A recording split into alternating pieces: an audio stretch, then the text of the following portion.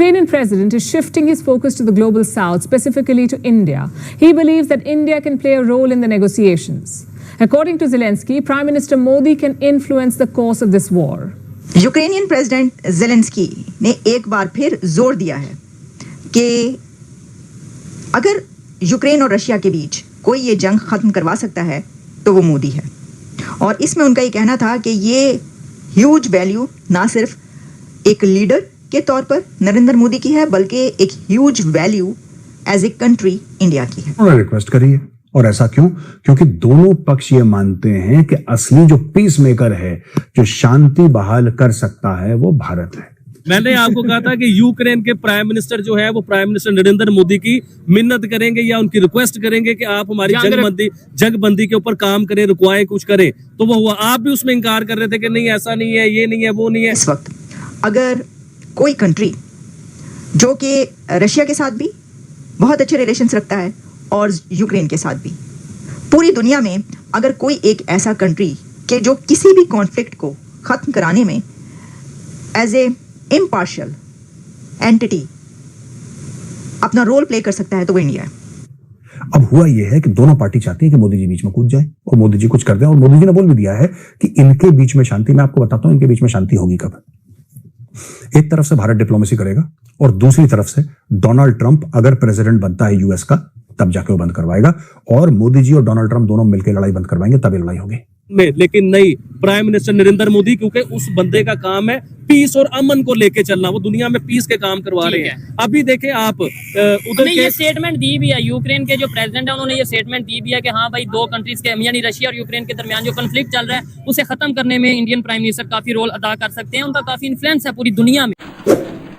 आपने सबसे पहले घबराना नहीं है, बाहसियत कौम हम इसका मुकाबला करेंगे। एक बार फिर जोर दिया है कि अगर यूक्रेन और रशिया के बीच कोई ये जंग ख़त्म करवा सकता है तो वो मोदी है।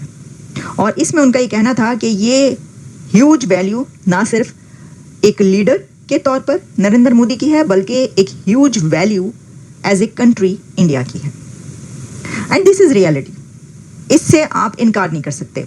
इसकी वजह यह है कि इस वक्त अगर कोई कंट्री जो कि रशिया के साथ भी बहुत अच्छे रिलेशंस रखता है और यूक्रेन के साथ भी, पूरी दुनिया में अगर कोई एक ऐसा कंट्री के जो किसी भी कॉन्फ्लिक्ट को ख़त्म कराने में एज ए इम्पार्शियल एंटिटी अपना रोल प्ले कर सकता है तो वो इंडिया है, क्योंकि ये इंडिया की दी बेस्ट फॉरेन पॉलिसी का रिजल्ट है।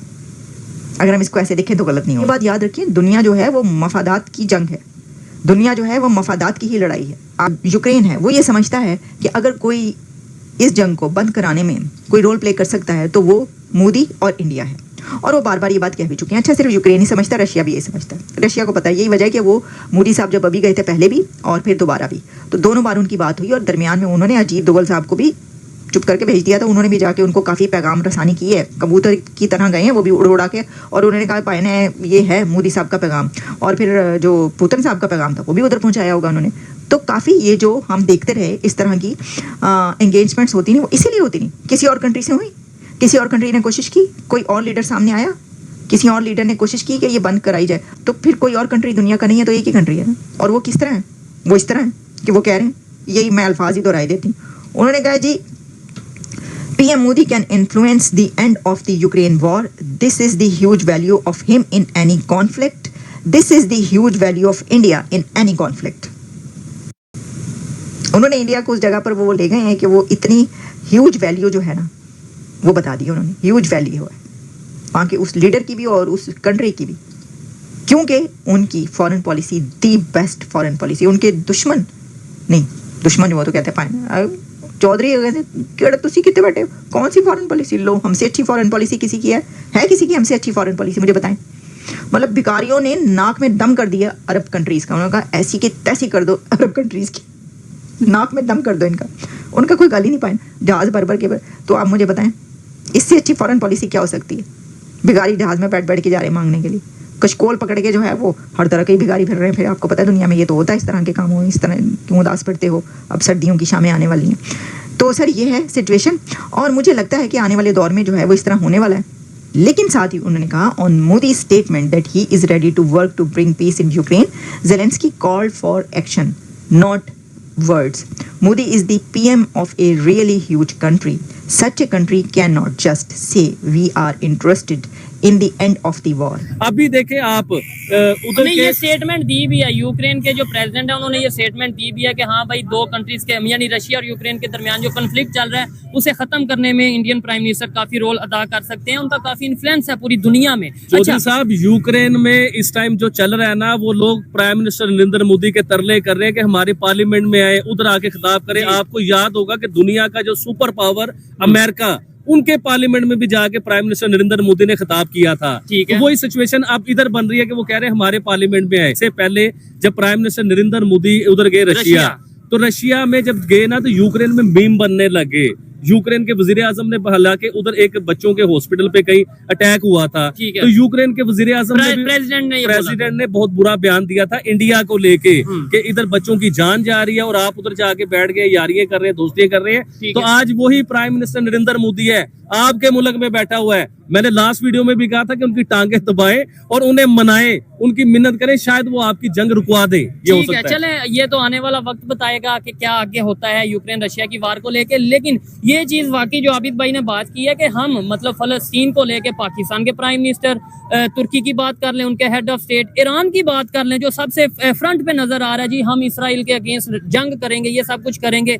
एक दफा भी कोई यहाँ से फलस्तीन में गया, वहां पे जाके कोई स्पीच की हो, उनके साथ खड़े हो। और ये एक छोटी बात नहीं होती कि रशिया और यूक्रेन दोनों के दरमियान जंग चल रही है, वो रशिया भी गए और यूक्रेन भी गए। मतलब ये साबित कर दिया कि अगर कोई जंग रुकवा सकता है, उन्हें एक फर्क नहीं पड़ता, क्योंकि उनकी पूरी दुनिया के साथ दोस्ती है प्राइम मिनिस्टर नरेंद्र मोदी की, उनकी दुश्मनी किसी के साथ नहीं है। अफ्रीकन कंट्रीज रशिया नाराज क्यों होगा, किस बेस पे नाराज होगा? रशिया के साथ हिंदुस्तान की बहुत बड़ी तिजारत है, बिलियंस ऑफ डॉलर की तिजारत है, इससे भी बहुत ऊपर की तिजारत है। देखिए रशिया अभी अगर प्राइम मिनिस्टर नरेंद्र मोदी को कहता है कि आप यूक्रेन क्यों चले गए, हम आपके साथ तिजारत नहीं करेंगे, तो बर्बादी रशिया की है। इंडिया तो स्टेबल है, दुनिया की 5वीं बड़ी इकोनॉमी है, वो आज आप तिजारत नहीं करें, किसी और से कर लेंगे।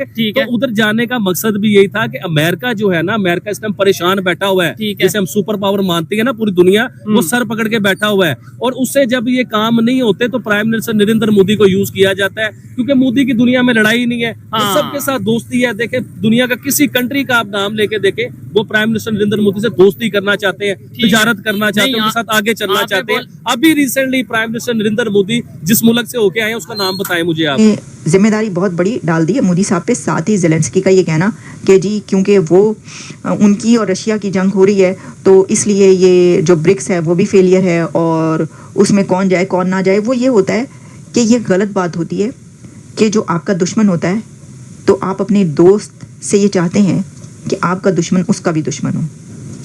ये गलत है।